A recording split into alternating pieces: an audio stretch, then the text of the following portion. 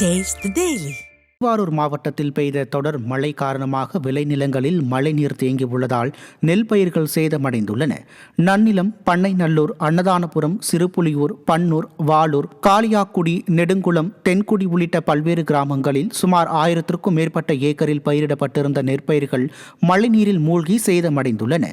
கடன் வாங்கி நெற்பயிர்கள் நடவு செய்துள்ளதால் வேளாண் துறை அதிகாரிகள் பாதிக்கப்பட்ட பகுதிகளில் ஆய்வு செய்து உரிய இழப்பீடு வழங்க வேண்டும் என நிர்வாக திறனற்ற ஸ்டாலின் அரசை விவசாயிகள் வலியுறுத்தியுள்ளனர்.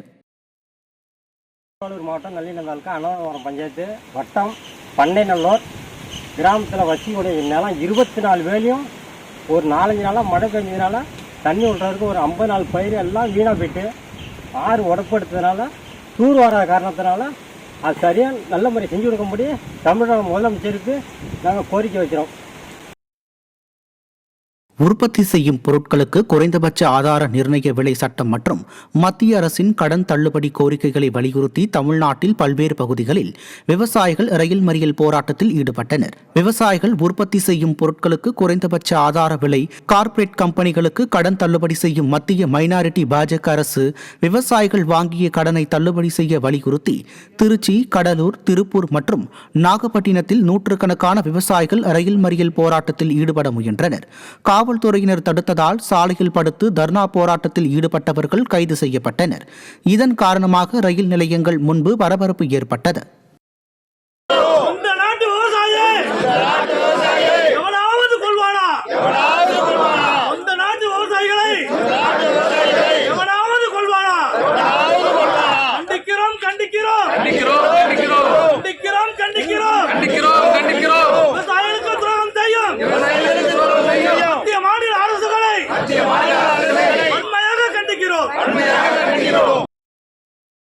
பாகிஸ்தானுக்கு எதிரான போரில் இந்தியா வெற்றி பெற்று 53 ஆண்டுகள் நிறைவடைந்த நிலையில் சென்னையில் உள்ள போர் நினைவு சின்னத்தில் மரியாதை செலுத்தப்பட்டது.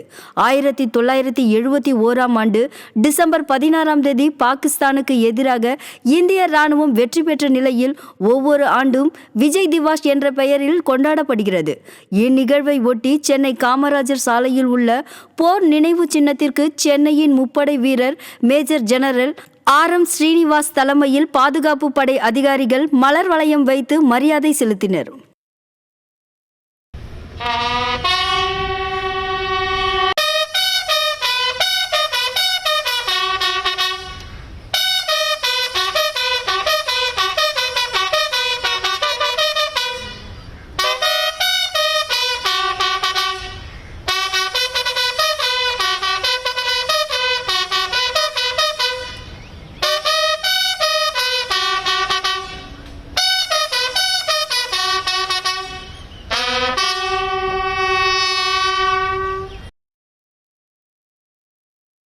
சென்னை மாநகராட்சியில் ஏழை எளிய மக்கள் பயன்பெறும் வகையில் அதிமுக ஆட்சியில் கொண்டுவரப்பட்ட 407 அம்மா உணவகங்களில் தற்போது 386 உணவகங்கள் மட்டுமே செயல்பட்டு வருவது ஏழை எளிய மக்களிடையே அதிர்ச்சியை ஏற்படுத்தியுள்ளது.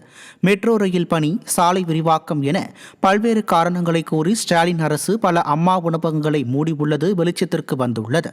அரும்பாக்கம் MMDA பகுதியில் செயல்பட்டு வரும் அம்மா உணவகம் முழுவதும் பராமரிப்பு இல்லாமல் இரும்பு தகடுகள் துருப்பிடித்துள்ளதுடன் மது அருந்தும் இடமாகவும் கழிப்பிடம் இடமாகவும் மாறி அவல நிலையில் காட்சியளிக்கிறது. இதைத் தொடர்ந்து மயிலாப்பூரில் இருந்த அம்மா உணவகத்தை மறைத்து காலை உணவு திட்டம் என்று பேனர் வைத்துள்ள ஸ்டாலின் அரசு அதற்கு கீழ் சிறிய அளவில் யாருக்கும் தெரியாத வகையில் அம்மா உணவகத்தை மாற்றியுள்ளது. அரசியல் காழ்ப்புணர்ச்சி காரணமாக அம்மா உணவகத்தை மக்கள் பயன்படுத்தக்கூடாது என்ற நோக்கத்துடன் ஸ்டாலின் அரசு செயல்பட்டு வருவதாக பொதுமக்கள் குற்றம் சாட்டுகின்றனர். தென்கிழக்கு வங்கக்கடலில் நிலவிய வளிமண்டல கீழடுக்கு சுழற்சி காரணமாக தெற்கு வங்கக்கடலில் உருவாகியுள்ள மத்திய காற்றழுத்த தாழ்வு பகுதி அடுத்த 2 தினங்களில் தமிழகத்தின் வடமேற்கு திசை கடலோர பகுதிகளுக்கு நகரக்கூடும் என வானிலை ஆய்வு மையம் அறிவித்துள்ளது.